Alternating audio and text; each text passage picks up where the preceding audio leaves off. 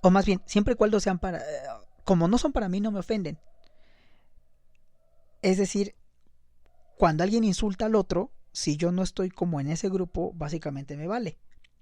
O básicamente los insultos no me hacen nada. Y esto también tiene que ver con esta cuestión que les comentaba hace un momento de que muchas veces no nos damos, o sea, no hay mucha cuenta de cuándo es cuando discriminamos y cuándo es cuando no. Eh, eh, y bueno, hay que retomar un poco lo que nos comentaba este Ángel, que nos dice que todavía no entraba en vigor la ley, de lo que estaba hablando del incidente que pasó en el metro con estas dos chavas y el mono este que se puso todo loco. Y dice Ángel que todavía no entraba en vigor esa ley, que nada más en el metro es donde estaban como ciertos artículos donde se mencionaba que no se podía discriminar, pero que sí fue hace como unos 9 o 10 años, pero que ahí no estaba, ¿no? También una cuestión, por ejemplo, interesante es la edad.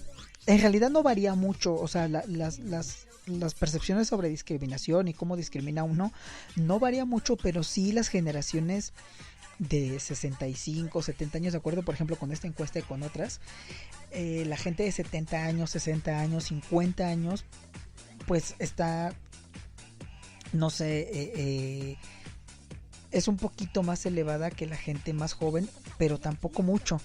O sea, si la proporción o sea, si la gente que, por ejemplo, no aceptaría a alguien en su casa homosexual, eh, o sea, los que tienen como 70 años o 60 es como del 40%, los que tienen 40 o menos es como del 30%, y los que tienen veintitantos es como del 30% igual.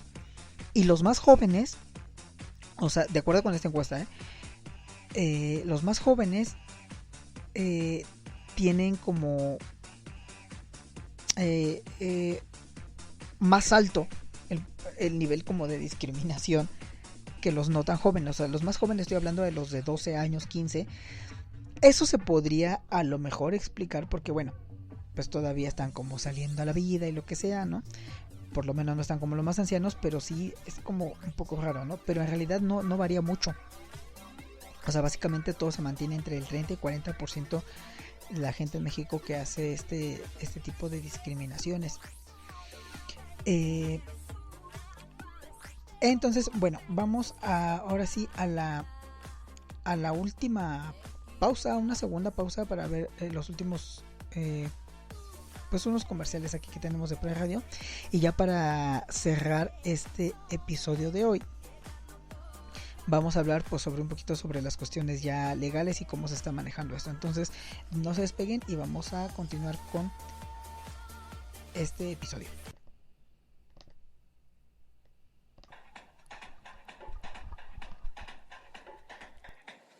¿Crees que por ser cero positivo la vida ha terminado?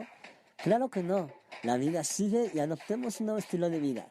Te invito a escuchar cada martes, en punto de las 22 horas, Vintage, aquí por Pride Radio, en donde te enseñaré a ver el lado humano del VIH. Yo soy Marquitos y te mando un saludo. Síguenos por la frecuencia de Pride Radio, la radio diversa.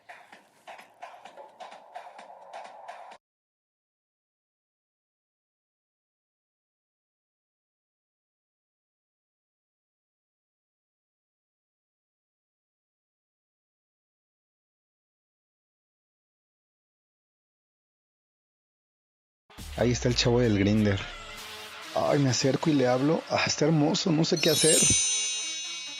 David está guapo, se ve culto, está hermosísimo. A lo mejor puede ser el amor de tu vida.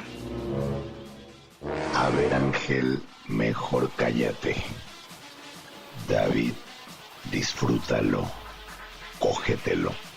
Ten el mejor sexo de tu vida y después mándalo al demonio. Diablito, no seas malo.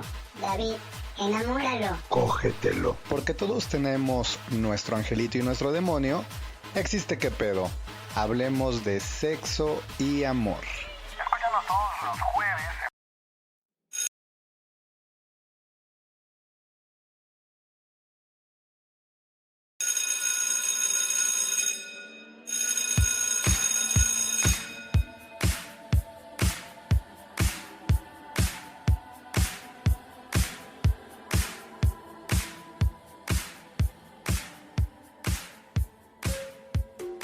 chicas, activas, pasivas, inter, tomboys, tomfems, Fems, clásicas ¿Y closeteras? ¿listas chicas para amanecer lenchas otra vez? Pónganse cómodas, Porque las tijeras... no solo sirven para cortar, también para amar. Y porque tú y yo Sabemos que es tijerear. Saquemos las tijeras. y comencemos A recortar. Escúchanos todos los domingos en punto de las 5:30 de la tarde, solo por Fry Radio. La radio diversa.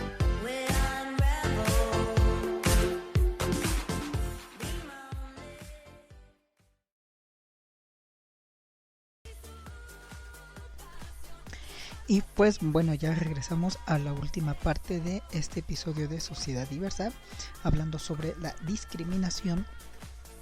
Y un punto que creo que no tocamos como del todo, y que yo creo que sería también importante porque es parte de lo que hemos como hablado, pero no bien, es que al final, ¿por qué discriminamos? ¿Qué es lo que hace que, bueno, a nivel psicológico no lo puedo como yo ver aquí, pero a nivel como cultural o social, ¿qué es lo que hace que un grupo se sienta superior a otro y que de repente eso se vaya institucionalizando y no pase nada? Existe, bueno, depende del tipo de discriminación, porque la discriminación puede ser por muchos motivos. Les digo, o sea, puede ser por motivo de raza, por motivo de religión, por motivo de orientación sexual, y todos esos tienen una determinante histórica y determinante política distinta. No todos son los mismos, pero al final todo se reduce a que hay un grupo social o un estrato de la sociedad que ostenta un poder sobre el otro y ostenta ciertos privilegios y ciertos, pues sí, privilegios que son derechos, pero solo para unos pocos, no para todo el mundo. Y existe esta idea de que si el otro empieza a adquirir derechos, yo los voy a perder. Que es una idea que no tiene sustento, porque en realidad los derechos son universales, o sea, no tendría que haber alguien que no los tenga. Pero cuando una persona, un grupo social empieza a tener estos, se puede decir como que esos privilegios, y los hace, y hay otra persona como que no los tiene y como que no le sirve, es obviamente una situación de ventaja. Y la situación puede ir normal, o sea, bueno, no normal, pero puede ir pasando. Pero cuando ya la gente que tiene estos privilegios se le empieza a parar los pelos de punta, es cuando los otros, los oprimidos o los discriminados, empiezan a levantar la voz y empiezan a organizarse. Depende también el nivel de discriminación y el nivel de rechazo que haya habido, pero en términos generales el que la debe la teme. Entonces pues siempre existe un poco esta idea de una posible revancha por todo lo que se le hizo a ese grupo discriminado, y entonces la discriminación ahí es cuando se vuelve más fuerte y más radical. También existe la idea, les digo, o sea, de que mientras un grupo social puede ir adquiriendo derechos, uno va a ir perdiendo los suyos. Les digo, esto no tiene ningún sustento, porque los derechos humanos, parte esencial de los derechos humanos es que son universales. No puede haber gente que los tenga y gente que no. Precisamente por eso es la lucha, para que todos los que no los tienen los alcancen. Porque no puede haber gente que los tenga y gente que no. Pero esta idea de que yo puedo perder ciertos derechos si los otros lo ganan es algo que está muy arraigado en muchas comunidades. Y por eso, por ejemplo, cosas como este Frente Nacional por la Familia, que salió hace algunos años, y cuestiones similares, tuvo cierto arraigo porque la gente y por eso la gente pues se siente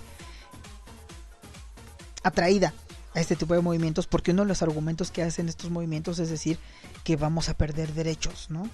que los niños se inventan derechos que no existen, como el derecho a la familia, mamá y papá, o sea que eso jamás nadie lo ha dicho, pero por otro lado dice, no, es que la familia como algo, o sea, como algo que nosotros hemos construido y somos felices se va a destruir, ¿no? O el hecho de que se legalice el aborto implica que todos nos vamos a morir y se va a acabar la humanidad, ¿no? O sea, siempre es esa cuestión fatalista de que mientras el otro vaya adquiriendo derechos, uno los va a ir, a uno se le van a ir eliminando. Y esa es una idea que genera también ese tipo de discriminación y que genera ese rechazo. Eso a nivel social, les digo, a nivel psicológico o individual, pues obviamente también existe esa cuestión de dominación y esta cuestión de poder. En el momento en el que yo le grito a alguien, ofendo a alguien, rechazo a alguien, le niego el derecho a alguien y no me pasa nada, yo tengo ese dominio sobre la otra persona. Yo tengo ese poder. O sea, el momento en que yo puedo, por ejemplo, por gritarle negra a alguien con un tono despectivo y no nada más no me hace nada, sino que a lo mejor la gente de mi alrededor también empieza a gritar negra o se empieza a reír, yo ya me vuelvo el popular, ¿no? Y qué chido. Eso también genera una cuestión, por ejemplo, también de identidad, genera una cuestión de dominio, que es muy primitiva. Pero también por eso muchas veces la gente sigue discriminando. Y también es muy difícil que la gente pueda reconocer que lo que hace es discriminación, porque también dicen, no, pues es que yo nada más hice un chiste y pues eso no es discriminación, ¿no? Pero ese chiste, a lo mejor cuando yo lo conté, toda la gente se rió y entonces pues eso me dio a mí como que, yo soy el chistosito, ¿no? Y me dio aceptación. Entonces pues yo no voy a dejar de contar chistes, porque yo cuando cuento chistes de humor negro, pues la gente es cuando me pela, ¿no? Entonces sí es algo como muy complejo y también muy difícil de tratar. Ahora también estábamos viendo que la discriminación no nada más es o sea, como puede ser por tantas cosas, y todos al final del día pertenecemos a tantos grupos, porque los que no pertenecemos a la diversidad o somos de una nacionalidad o tenemos cierto color de piel o cualquier cosa, entonces también siempre podemos estar, y es un poco el cuentito o el chistecito que les contaba al principio del episodio, siempre estamos en una posición, o muchas veces estamos en una posición tanto de poder discriminar como de poder ser discriminados. Y eso también tiene que ver con lo que mencionaba, me parece que era Gerardo Farfán, no me acuerdo si Gerardo Ángel al principio también del episodio, que en esta discriminación dentro del colectivo y dentro de la comunidad, que esto sí precisamente se da también porque la comunidad gay no es una comunidad uniforme, hay muchísimos, o sea, gays hay en todos lados, entonces como gays hay en todos lados, pues hay gays negros, blancos, rojos, verdes, morenos, lo que sea. Hay lesbianas, o sea, mujeres y hombres, hay trans también, mujeres trans y hombres trans. Hay también una discriminación, por ejemplo, que ya no vimos, fue la discriminación por cuestión de nivel económico, de nivel de su estatus socioeconómico, pero igual hay homosexuales ricos, pobres, clase medieros, hay homosexuales mexicanos, extranjeros, hay homosexuales con discapacidad, sin discapacidad, o sea, hay de todo.